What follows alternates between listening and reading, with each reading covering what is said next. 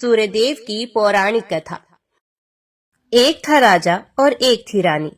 उनके पास सिपाही, घोड़े, दास दासियां, धन दौलत सब कुछ था। सिर्फ उन्हें संतान नहीं थी। इसी कारण राजा रानी बहुत ही दुखी रहते थे।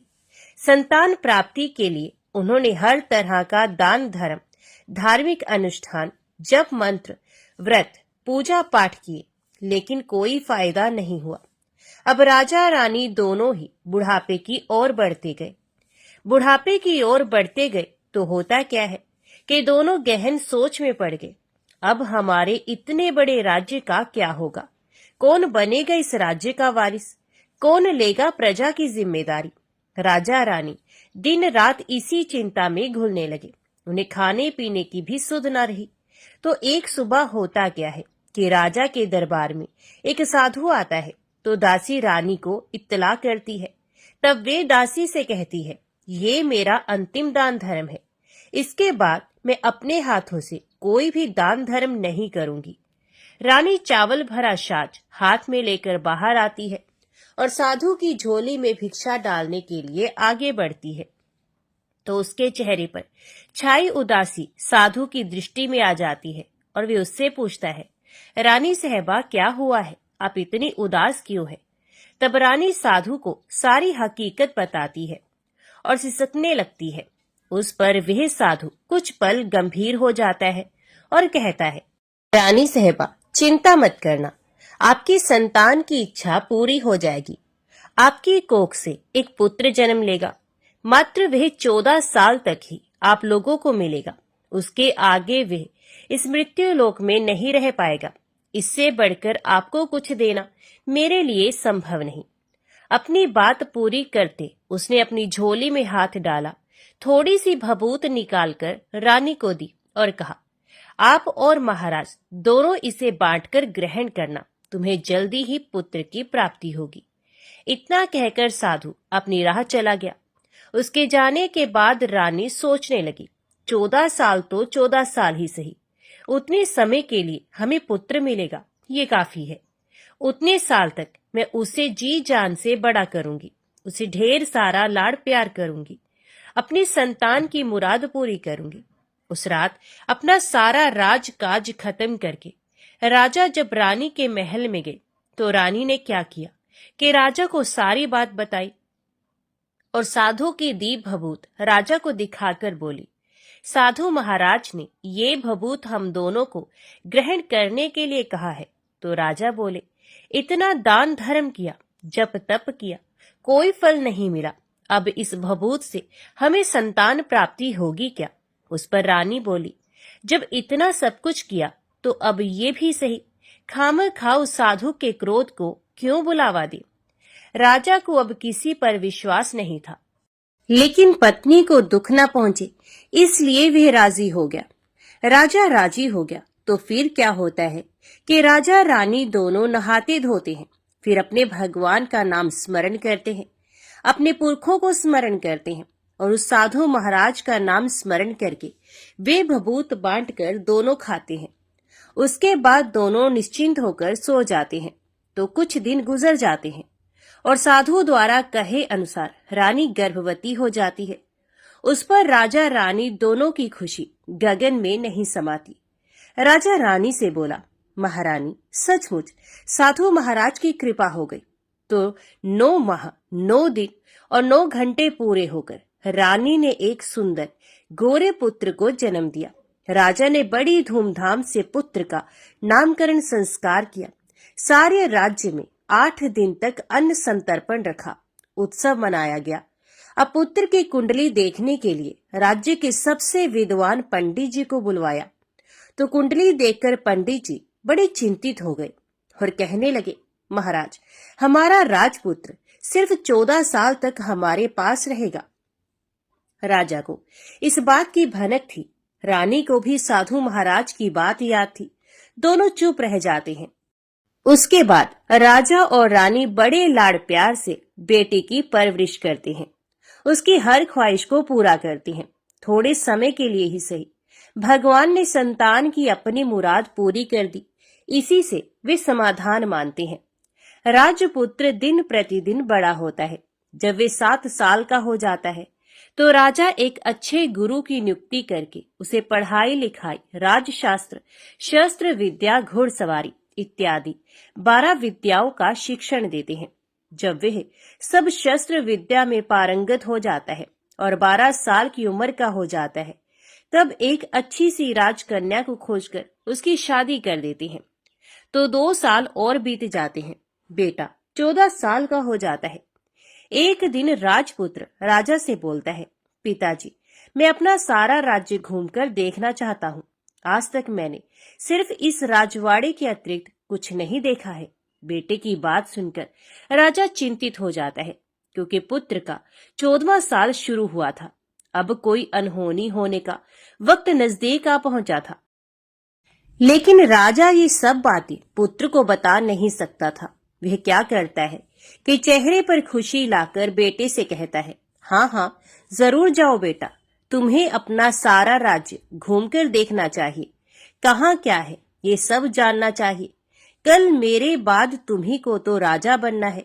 मात्र एक बात का ध्यान रखें, तुम जहाँ जा रहे हो, क्या कर रहे हो, ये बात अपनी पत्नी को नहीं बताना।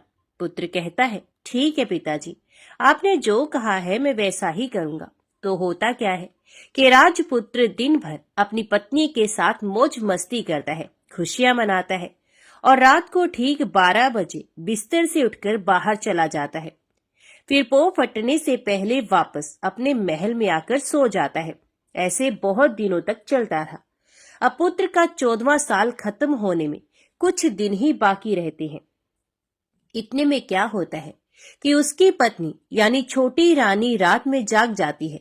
वे देखती है कि बिस्तर पर राजपुत्र नहीं है। कि महल में सब जगह देखती है तो राजपुत्र कहीं भी नजर नहीं आता। तो वे क्या करेगी, किससे कहेगी? वे चुपचाप रहती है। फिर भोर होने पर वे देखती है कि उसका पत्नी अपनी जगह पर ही सोया हुआ है। वे पति से कुछ नहीं पूछती। लेकिन दूसरी रात भी वैसे ही होता है, तीसरी रात, चौथी रात, ऐसे बहुत दिन तक चलता है। रानी बहुत ही चिंतित हो जाती है। पति रात को जाता कहाँ है, किससे मिलने जाता है? उसको मन में ढेर सारे सवाल उठते हैं, लेकिन उसे पूछने में उसे डर लगता है। शायद पति गुस्सा कर बैठे। सास ससुर से पूछने के बारे में सोचा तो उसकी कुल मर्यादा बीच में आ जाती है। तो इस तरह मन ही मन वे कुढ़ती रहती है। इस हालत में उसे खाने पीने में भी दिलचस्पी नहीं होती। वे दुबली पतली हो जाती है। तो उस राज्य में फूल बेचने वाली एक बूढ़ी मालिन थी। वे हमेशा छोटी रानी को फूल देने के लिए उसके महल में आती थी।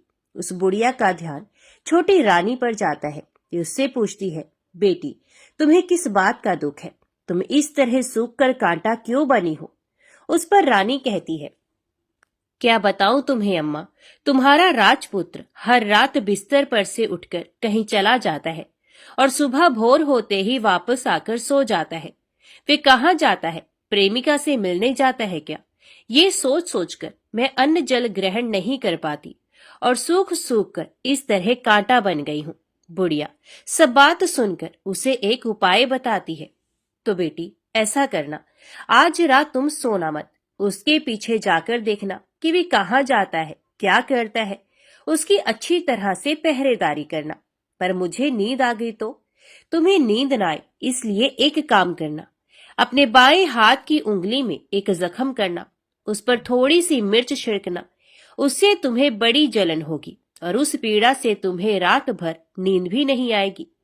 रानी बुढ़िया के कहे अनुसार ही करती है। उंगली की जलन से उसे बड़ी देर तक नींद नहीं आती, लेकिन बाद में वे सो जाती है।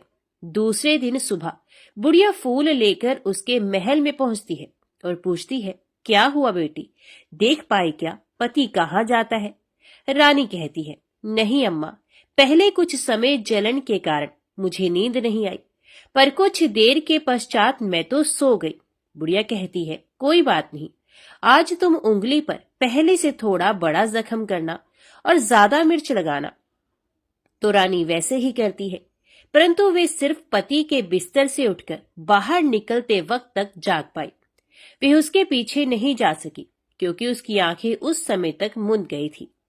दूसरे दिन सुबह बुढ़िया फिर आती है तो उसने पूछने से पहले ही रानी रोकर कहती है, अम्मा, मैं आज भी उनकी पहरेदारी ठीक तरह से नहीं कर पाई। बुढ़िया कहती है, रोना नहीं बेटी, सब कुछ ठीक हो जाएगा। तुम आज रात जख्म और बड़ा करना और उस पर ज्यादा मिर्च लगाना, और एक काम करना, वे जब जाने के लिए निकलता है तो उसका रास्ता रोकना। बुढ़िया ने जैसा बताया रानी वैसा ही करती है। आज रात उसे नींद नहीं आती। पति रात 12 बजे बिस्तर से उठकर जब महल से निकलने के लिए चलने लगता है तो वह बुढ़िया ने जैसे बताया वैसे ही करती है। दौड़कर जाकर पति का रास्ता रोकती है और कहती है, कहाँ जा रहे हो, किससे मिलने जा रहे हो, मुझे सब बताओ। राजपुत्र उसे समझाने की बहुत कोशिश करता है। देखो, अगर मैंने तुम्हें वह बताया तो मैं तुम्हें दोबारा नहीं मिल पाऊंगा। कोई बात नहीं, ना मिल पाओ, लेकिन आप रात के समय कहाँ जाते हो ये मुझे पहले बता दीजिए। राजपुत्र निरुपाय हो जाता है। पत्नी की जिद के आगे उसकी एक नहीं चल पाती। ठीक उसी समय उसका 14वां साल खत्म होकर 15वां साल लगने वाला था। जो होता है वह हो जाने दो, वे सोचता है, और कुछ चावल मंत्रों से सिद्ध करके पत्नी को देकर कहता है, इन चावलों के दानों को दोनों हाथों की मुट्ठी में पकड़ना। पहले दाएं हाथ में पकड़े चावल मेरे ऊपर फेंकना, मैं कौन हूं तुम्हें पता चल जाएगा। बाद में बाएं हाथ में पकड़े चावल मेरे ऊपर फेंकना, मैं जैसा था तुम्हें मिल जाऊंगा। लेकिन यदि तुम बाएं हाथ के चावल मेरे ऊपर फेंकना भूल गई तो मैं तुम्हें कभी नहीं मिल पाऊंगा। रानी ने कहा, नहीं भूलूंगी। रानी बड़े आत्मविश्वास के साथ कहकर दाएं हाथ में पकड़े चावल पति के ऊपर फेंक देती है तो राजपुत्र एकदम एक विशाल घोड़ा बन जाता है। एकदम उम्दा, सफेद, गर्दन पर लंबी अयाल। देखते ही देखते वे तेजी से दौड़ने लगता है। रानी उस घोड़े को एकदम भौचक्की होकर देखने लगती है और पति ने बाएं हाथ के चावल फेंकने की जो बात कही थी वे भूल जाती है। उसकी आंखों के सामने घोड़ा महल से बाहर निकलकर चला जाता है। घोड़ा जो महल से बाहर जाता है तो वापस नहीं आता। अब रानी को बड़ा पश्चाताप होता है।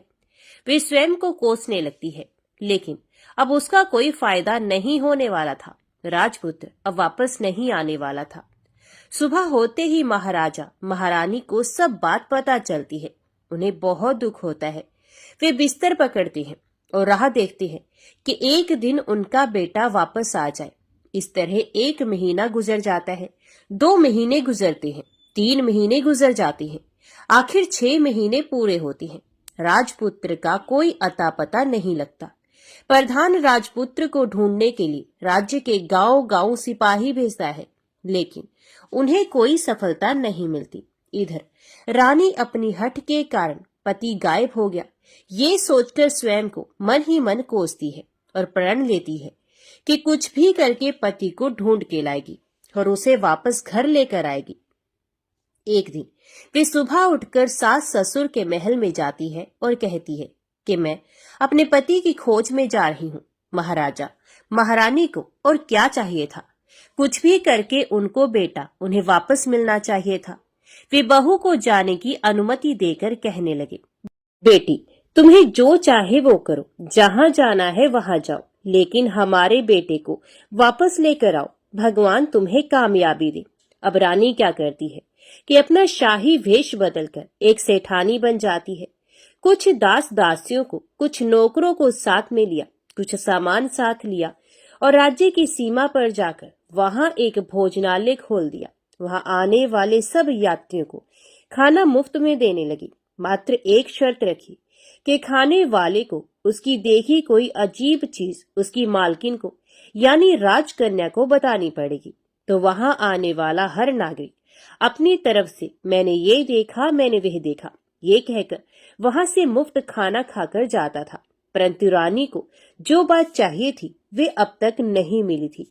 ऐसे ही कुछ दिन और बीत गए तो इधर क्या होता है कि रानी के महल फूल लेकर जाने वाली बुढ़िया के एक बेटा और बहू थे।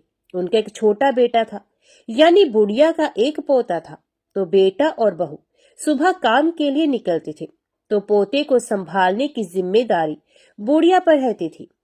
बुढ़िया दिन भर पोते को संभालती थी। एक दिन होता क्या है कि बुढ़िया को पान खाने की आदत थी, तो पान लगाने के लिए चूना चाहिए था।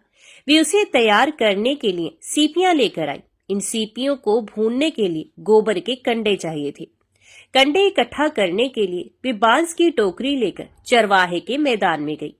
वहां बहुत सारे कंडे थे। उन्हें जमा करते करते उसे घर आने में अंधेरा हो गया। इस ओर शाम होते ही काम से वापस बेटा बहू घर पहुंचे तो देखा कि बच्चा घर पर अकेला है और रो रहा है। वे दोनों गुस्से से लाल पीले हो गए। इतने में बुढ़िया घर आ गई। बेटा ने पूछा, पोते को घर अकेला छोड़कर कहाँ गई थी? बुढ़िया बताने लगी कि मैं गोबर के कंडे इकट्ठे करने गई थी। इस पर बेटा बोला, दोबारा बच्चे को अकेला घर पर छोड़कर यदि कहीं गई तो मैं तुम्हें बहुत पीटूंगा। बुढ़िया कहने लगी, नहीं बेटा, फिर कभी ऐसा नहीं करूंगी। लेकिन दूसरे ही दिन बुढ़िया ये बात फिर से भूल गई और फिर चरवाहे के मैदान पर कंडे इकट्ठा करने चली गई। शाम को जब बेटा बहू काम से वापस लौटे तो देखती हैं कि बच्चा घर पर अकेला है और रो रहा है। अब उसके बेटे की सहन शक्ति खत्म होने लगी और बुढ़िया के वापस आने पर उसे घर से निकाल दिया। बुढ़िया रात भर घर के बाहर अंधेरे में बैठी रही और सुबह होते ही हाथ में टोकरी लेकर कंडे इकट्ठा करने के लिए निकल गई। उस दिन उस पर कंडे इकट्ठे करने का मानो पागलपन सवार था। कंडे इकट्ठे करते करते कब अंधेरा छा गया उसे मालूम ही नहीं चला। उसे जब ध्यान आया तो गांव का रास्ता भी ठीक तरह से दिखाई नहीं दे रहा था। वे अंधेरे में आंखें फाड़कर देखती देखती किसी तरह आगे निकल पड़ी। तो होता क्या है कि एक कपिला गाय छन छन की आवाज करती, गले की घंटी बजाती ठुमक कर उस मैदान पर गई। उसे देखकर बुढ़िया सोचने लगी कि इस गाय के पीछे पीछे जाऊंगी तो गांव तक पहुंच जाऊंगी। तब बुढ़िया उसके पीछे पीछे जाने लगी। वे गाय क्या करती है कि उस मैदान से लेकर एक एक करके 6 मैदान पार करती है। आखिर में वे 7वें मैदान तक पहुंचती है। तो वहां क्या होता है कि उस मैदान पर एक बड़ा सा पत्थर है। गाय जाकर उस पत्थर को अपना सींग मारती है। सींग मारा तो वे पत्थर दूर हट गया और पाताल में नीचे जाने की सीढ़ियां दिखाई देने लगी। तब वे गाय उन सीढ़ियों से नीचे जाने लगी। बुढ़िया वे सब देखती रही और झट जाकर गाय की पूंछ को पकड़ लिया। पूंछ पकड़कर वे गाय के साथ नीचे पाताल में पहुंच गए। पाताल में पहुंचते ही तुरंत गाय की पूंछ छोड़ दी और इधर उधर देखने लगी। वहीं से बुढ़िया ने देखा कि पाताल में सब जगह जगमगाहट है, दिया दीप जलते हैं और तेज रोशनी गाय के ऊपर पड़ती है और वहां अद्भुत घटनाएं घटने लगी। गाय के नीचे जाते ही उसके गले में अपने आप सांकल पड़ गई और छमछम करके कोई दुधारी में गाय का दूध दुहाने लगी। लेकिन जो कोई भी ये कर रहा था वे मात्र दिखाई नहीं दे रहा। बुढ़िया बहुत घबरा गई, कहाँ आकर फंस गई। वे सोचने लगी और यहाँ वहां छिपने के लिए जगह ढूंढने लगी। लेकिन उसे कहीं भी जगह नहीं मिली। हर जगह उजाला ही उजाला था। तो वे यूं एक कोने में खड़ी रह गई और जो कुछ सामने हो रहा था उसे चुपचाप देखने लगी। कुछ पल के बाद वहां झट से एक उम्दा सफेद घोड़ा आया। वहां 2 कुंड थे। उसमें से एक कुंड में उस घोड़े ने छलांग लगाई और ऊपर आ गया। अब उसे राजपुत्र का रूप प्राप्त हो गया। राजपुत्र बनने के बाद उसने दूसरे कुंड के पानी में स्नान किया। वहां रखे गए नए कपड़े पहने। नजदीक ही एक सुंदर पलंग था। उस पर आकर वे बैठ गया। उसके सामने अपने आप 5 पकवानों की थाली आ गई। दूध की एक प्याली आ गई। पान सुपारी आ गई। उसके सामने एक दिया जलता रहा। राजपुत्र ने खाना खाया, दूध पिया, पान सुपारी खाया और बिस्तर पर लेट जाने से पहले सूर्यदेव का स्मरण करके सामने जलते दिए से पूछा, दिए दिए दीपंकर, मेरे माता पिता क्या कर रहे हैं? दिया बताने लगा, बेटे के शोक में डूबे हैं। राजपुत्र ने पूछा, राज्य कौन संभाल रहा है? तो दिया बोला, राज्य प्रधान संभालता है। राजपुत्र ने पूछा, मेरी पत्नी क्या करती है? तो दिए ने कहा, उसने चौराहे पर भोजनालय शुरू किया है और आते जाते लोगों से वे नई खबर के बारे में पूछती है। दिए के ये कहते ही राजपुत्र कहते हैं, ठीक है। उसके बाद वे सो गया। बुढ़िया कोने में खड़ी रहकर ये सब देखती रही। ऐसी अद्भुत घटना उसने जिंदगी में पहली बार देखी थी। उसे अंदर ही अंदर चुलबुलाहट होने लगी। वे अपनी भूख प्यास भूल गई और आगे क्या होता है कि वे बेचैनी से सब कुछ देखने लगती है। लेकिन उसके बाद और कुछ घटनाएं नहीं घटती। रात गुजर गई और सुबह हो गई। सुबह होने पर पलंग पर सोया राजपुत्र उठा और फिर से पहले वाले कुंड में छलांग लगाई। तो अब वे फिर से घोड़ा बनकर कुंड से बाहर आ गया। बाहर आते ही वे तेजी से उस पाताल नगरी से बाहर निकल गया। लेकिन वे कहाँ गया, बुढ़िया को कुछ पता नहीं चला। उसके बाद पिछली रात की तरह कोई उस गाय का छमछम करके दूध दोहने लगा। जैसे ही दूध दोहाना खत्म हुआ, उसके गले की सांकल अपने आप खुल गई और वह गाय तेजी से ऊपर जाने वाली सीढ़ियों की ओर भागने लगी। गाय को दौड़ते देखकर बुढ़िया सोचने लगी, अब गाय के साथ यहाँ से ऊपर जाना ही समझदारी है, नहीं तो कोई मुसीबत आकर मेरे ऊपर टपक जाएगी। झट से उसने गाय की पूंछ पकड़ ली और गाय के साथ ऊपर आ गई।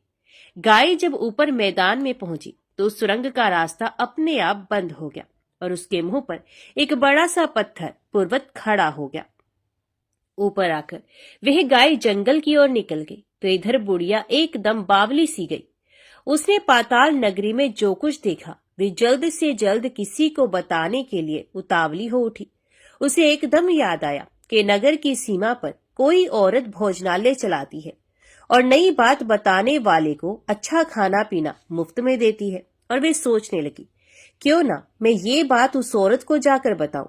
यदि उसे ये बात पसंद आ गई तो बाकी जीवन खाने पीने की झंझट से मुक्ति मिलेगी। बुढ़िया ने मन में तय किया और तुरंत उस भोजनालय के द्वार पर टंगे नगाड़े के सामने खड़ी हो गई और जोर जोर से नगाड़ा बजाना शुरू कर दिया। नगाड़े का इस तरह शोर सुनकर मालकिन यानी कि छोटी रानी मन में प्रसन्न हो जाती है कि शायद कोई बड़ी बात लेकर यहाँ आया है। रानी सिपाहियों को आदेश देती है, जाइए और जो कोई आया है उसकी अच्छी खातिरदारी कीजिए। आदेश पाते ही सिपाही नीचे दौड़ गए तो एक बुढ़िया नगाड़ा बजा रही थी। उन्होंने पूछा, क्यों री बुढ़िया, क्या हुआ, क्यों नगाड़ा बजा रही हो? तो बुढ़िया बोली, कुछ नहीं बेटा, यहाँ खाना मिलता है ना, इसलिए आई हूँ। खाना चाहिए, मिलेगा, लेकिन तुझे कोई बात बतानी पड़ेगी। हाँ बताऊंगी, एक बात मालूम है मुझे। इस पर सिपाही उसे अंदर लेकर आए। उनको मालकिन का आदेश था कि जो कोई बूढ़ा बुजुर्ग वहां आए उनके साथ अच्छी तरह पेश आना, उनका अच्छा आदर सत्कार करना। तो सिपाही ने उस बुढ़िया का भरपूर आदर आतिथ्य किया। उसे बड़ी सी थाली भरकर व्यंजन परोसते हैं। बुढ़िया कुछ दिनों से भूखी थी, ये खाने पर टूट पड़ी। खाना खाने के बाद सिपाही ने उसे नई साड़ी पहनने को दी। उसके बाद उसे लेकर रानी के पास आए। बुढ़िया और रानी ने तुरंत एक दूसरे को पहचान लिया। बुढ़िया बोली, बेटी तुम, और रानी बोली, अम्मा तुम। बड़ी देर तक दोनों भांति भांति की बातें करती रही। आखिर कुंवरनी बुढ़िया से कहने लगी, अम्मा अब बताओ तुमने क्या नई बात देखी है? नई बात? मैंने कोई नई बात नहीं देखी है। वे तो मेरे पास तुम्हें देने के लिए खाने के पैसे नहीं थे, इसलिए मैंने झूठ कहा और नगाड़ा बजाया।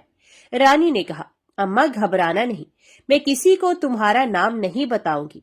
फिर भी बुढ़िया मैंने क्या देखा, कब देखा करके आनाकानी करने लगी।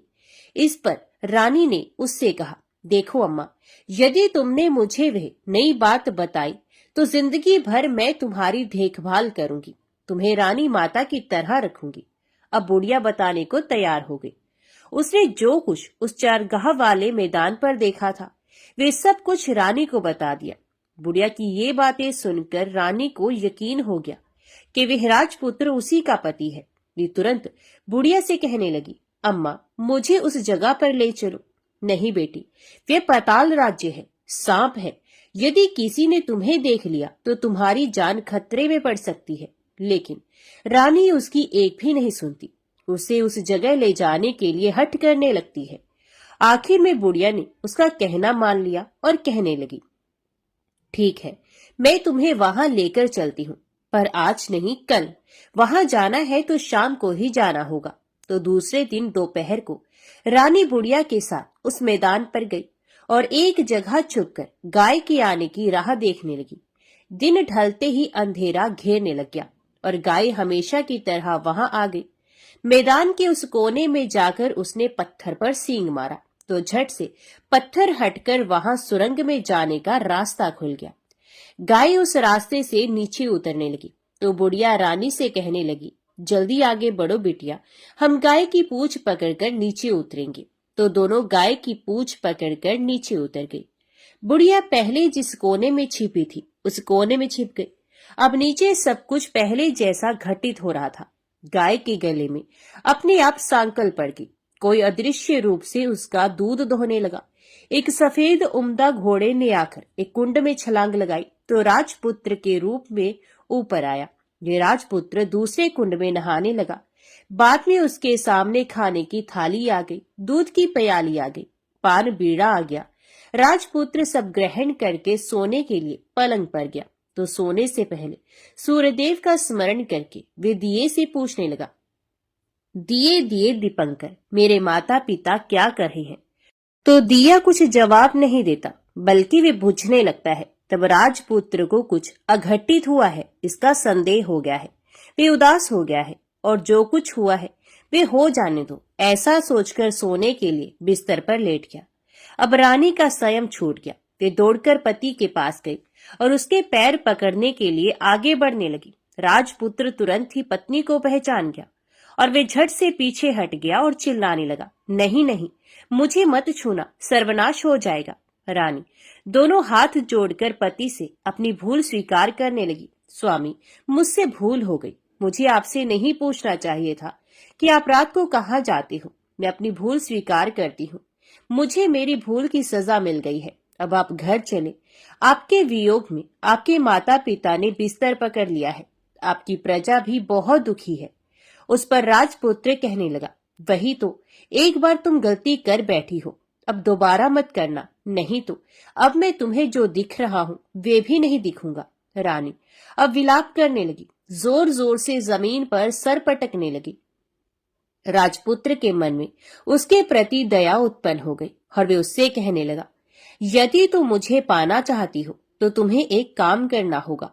काम कठिन है लेकिन वे तुम्हें अकेला करना होगा। कहो स्वामी, कितना भी कठिन काम हो मैं वे पूर्ण करूंगी। तो रानी कहने लगी। इस पर राजपुत्र ने उसे बताया, इस पाताल से ऊपर जाते ही तुम्हें एक घना जंगल नजर आएगा। ऐसे 6 जंगल पार करने के पश्चात 7वां जंगल मिलेगा। वे जंगल सबसे घना है। उस जंगल में बीचों बीच एक पीपल का पेड़ है। उसके आसपास की जगह पत्ते, फंदे, जटाएं, कांटे इत्यादि से ढक चुकी है। वहां बाघ, शेर, भालू, सांप सभी धमा चौकड़ी बैठती है। तुम्हें उन सबको भगाकर वे जगह साफ करनी है। उसकी गोबर से लिताई करके पवित्र बनाना है, रंगोली से सजाना है। उसके बाद वहां धूप, कपूर, अगरबत्ती जलानी है। फूल, कुमकुम से पेड़ के तने की पूजा करनी है। दूध, दही से बने चावल का भोग चढ़ाना है। ये सब तुम्हें दोपहर को 12 बजने के पहले करना है। 12 बजने के समय तुम्हें उस जगह पर बैठकर सूर्य भगवान का ध्यान करना है। ठीक 12 बजे सूर्य भगवान का रथ वहां उतरेगा। वे सब देखकर खुश हो जाएंगे और कहेंगे, जिस किसी ने ये सब किया है उसे मैं मनचाहा फल दूंगा। तो तुम सामने जाकर उसके रथ का दाहिना घोड़ा मांगना, मैं तुम्हें मिल जाऊंगा। इतनी बात कहकर राजपुत्र अपने पलंग पर सो गया और छोटी रानी भोर होने की राह देखने लगी। भोर होते ही वे बुढ़िया के साथ गाय की पूंछ पकड़कर ऊपर आ गई। ऊपर आने के बाद वे बुढ़िया से कहने लगी, अम्मा अब मैं अकेले ही आगे जाऊंगी, तुम भोजनालय वापस जाओ। वे जंगल में जाकर राजपुत्र की बताई जगह ढूंढने लगी और स्वयं आरी से वह जगह साफ कर दी। बाद में राजपुत्र ने जैसे बताया जैसे लिपाई पोताई करके वापस आ गई। दूसरे दिन पो फटने से पहले उठी और जंगल में उस जगह पहुंची। वहां जाकर इत्र, गुलाब का पानी छिड़कर वे जगह सुगंधित की। धूप, अगरबत्ती जलाकर उसे पवित्र किया और पूजा की। सब सामग्री वहां तैयार रखकर सूर्य भगवान का ध्यान करने बैठ गई। जैसा कि पति ने बताया था, दोपहर को ठीक 12 बजे सूर्य भगवान का रथ उस पीपल के पेड़ पर आकर रुका है। सूर्य भगवान ने जब रथ से नीचे देखा तो सुगंधित वातावरण देखकर वे बहुत प्रसन्न हुए। फिर वे बोले, जिस किसी ने ये काम किया है वे यहाँ आकर आज मुझसे कुछ भी मांगे, मैं उसे दे दूंगा। रानी ने जब ये शब्द सुने तो बिना समय गवाए दौड़कर उनके सामने आ गई और उनको साष्टांग नमस्कार करके बोली, हे भगवान, वे मैं ही हूँ, मैंने ही जगह साफ की है। अच्छा, तो तुम्हें जो चाहिए वे मांगो। तो रानी बोली, भगवान, मुझे मुझे आपके रथ का दाहिना घोड़ा चाहिए। तो सूर्य भगवान बोले, नहीं नहीं, मैं तुम्हें और कुछ भी दे सकता हूँ, लेकिन ये घोड़ा नहीं दे सकता। मेरे रथ के 12 घोड़े हैं, तुम चाहो तो कोई और घोड़ा मांग लो, लेकिन ये दाहिना घोड़ा नहीं, वे मैं नहीं दे सकता। छोटी रानी ने एक नहीं सुनी। वे सूर्य देव से एक ही बात कह रही थी, वही दाहिना घोड़ा दे दीजिए, नहीं तो मैं आपके पैरों में गिरकर अपनी जान दे दूंगी। अब सूर्य देव धर्म संकट में पड़ गए। उन्होंने वचन दे दिया था, अब अपने वचन से पलट भी नहीं सकते थे। ठीक है, दे दिया तुम्हें घोड़ा, सूर्यदेव ने कहा। फिर एक बात और भी कही, देखो, मैंने तुम्हें घोड़ा तो दिया है, लेकिन वे तुम्हें यहाँ नहीं मिलेगा, तुम्हें उसे पाताल में जाकर लाना होगा। रानी बोली, पाताल में ही क्या भगवान, मैं उन्हें पाने के लिए कहीं भी जा सकती हूँ। रानी को वचन देकर सूर्यदेव अपने मार्ग पर चले गए और इधर रानी जंगल से अपने भोजनालय में आ गई। फिर वह बुढ़िया को लेकर उस मैदान पर आ गई। जल्दी ही शाम हो गई। शाम होते ही वहां वे गाय आ गई और उसने सींग मारकर सुरंग का पत्थर हटा दिया तथा नीचे उतरने लगी। रानी और बुढ़िया जल्दी जल्दी उसकी पूंछ पकड़कर नीचे उतरी। नीचे पाताल में सब घटनाएं पहले की तरह ही घटने लगी। घोड़े का एक कुंड में नहाकर राजपुत्र बन जाना, नहा धोकर पलंग पर जाकर बैठना, तो उसे खाने की थाली, दूध की प्याली आना, पान बीड़ा आना। लेकिन आज एक बात नहीं घटी। आज 2-2 थाली, 2-2 दूध की प्याली, 2-2 पान बीड़े उसके सामने आए। ये कुछ नहीं बोला। अपने हिस्से की थाली खाकर, दूध पीकर और पान बीड़ा चबाकर वे सोने चला गया और हमेशा की तरह दिए से पूछने लगा, दिए दिए दीपंकर, मेरे माता पिता क्या करते हैं? दिए ने बताया, वे दोनों तुम्हारे शोक में मरने की स्थिति में पहुंच गए हैं। ऐसा झट से उसकी आंखों में आंसू टपकने लगे। फिर वे पूछने लगा, दिए दिए दीपंकर, मेरा राज्य कौन चला रहा है? दिए ने कहा, तुम्हारा राज्य प्रधान चला रहा है और वे सब कुछ हड़प कर चुका है। वे प्रजा पर बहुत अत्याचार कर रहा है। सुनकर राजपुत्र को बहुत गुस्सा आया। वे गुस्से से अपनी मुट्ठी भींचने लगा। अब वे पूछने लगा, दिए दिए दीपंकर, मेरी पत्नी क्या कर रही है? तब दिया कुछ ना बोला और चुप रहा। अब रानी का स्वयं जवाब दे गया। वे दौड़कर पति के गले लग गई। राजपुत्र कहने लगा, अब मैं तुम्हें मिल गया। रानी ने कहा, सच कहते हो, अब आप फिर से घोड़ा तो नहीं बनोगे ना? राजकुमार ने कहा, नहीं, दोबारा घोड़ा नहीं बनूंगा। तुमने जो इतने सारे कष्ट उठाए हैं मुझे पाने के लिए, इसलिए सूर्य देव ने मुझे सदा के लिए घोड़े के जन्म से मुक्त कर दिया है। राजपुत्र ने बड़े प्यार से कहा और उसे गले लगा लिया। उसके आंसू पोंछे। कुछ देर के पश्चात भोर हो गई तो गाय की श्रृंखला टूटकर वे ऊपर भूलोक जाने लगी। रानी, राजपुत्र और बुढ़िया उसकी पूंछ पकड़कर ऊपर आ गई। ऊपर आने पर वे सीधे भोजनालय में पहुंचे। वहां का सब सामान लोगों में बांट दिया और उसको ताला लगाकर अपने राज्य में लौट गए। राजपुत्र वापस आता और उसके तेवर देखकर प्रधान घबरा गया। राजपुत्र ने उसे बंदी बनाकर कैद खाने में डाल दिया और राज्य की वागडोर अपने हाथ में ले ली। उसके बाद वह अपने माता पिता को मिलने उनके महल में गया। तब राजपुत्र क्या देखता है कि उसके माता पिता उसके शोक में अस्थि पंजर बन गए हैं। पुत्र को वापस आया देखकर मरणासन राजा रानी की आंखों से टप टप आंसू बहने लगे। इन दोनों ने पुत्र को गले लगाया, उसे प्यार से सहलाया। इतना होने के बाद उनकी सेहत में एकदम सुधार आने लगा। वे अब बिस्तर से उठकर बैठ गए हैं, पुत्र को आशीष देने लगे हैं। राजपुत्र के आने की खबर तुरंत राज्य भर में फैल गई। प्रजा खुशी से फूली नहीं समाई। प्रजाजन राजमहल के सामने इकट्ठे हो गए। राजपुत्र ने भी उन्हें दर्शन दिए और आज से उन्हें कोई दुख नहीं पहुंचाएगा, ऐसा वचन भी दिया। अब राजा अपने पुत्र का राज्य अभिषेक करके उसे सिंहासन पर बिठाता है और बहू को महारानी का दर्जा देता है और स्वयं अपनी पत्नी के साथ ईश्वर स्मरण करते खुशी से दिन बिताता है। महाराजा बना राजपुत्र, अच्छी तरह से राज्य चलाने लगा और अपनी पत्नी के साथ सुख शांति से जीवन बिताने लगा। उस बुढ़िया को रानी ने अपने पास ही रख लिया, उसकी अच्छी तरह से देखभाल करने लगी। बुढ़िया और उसके बुढ़ापे के दिन खुशी से गुजरने लगे। तो सब प्रेम से बोलो, सूर्य नारायण भगवान की जय।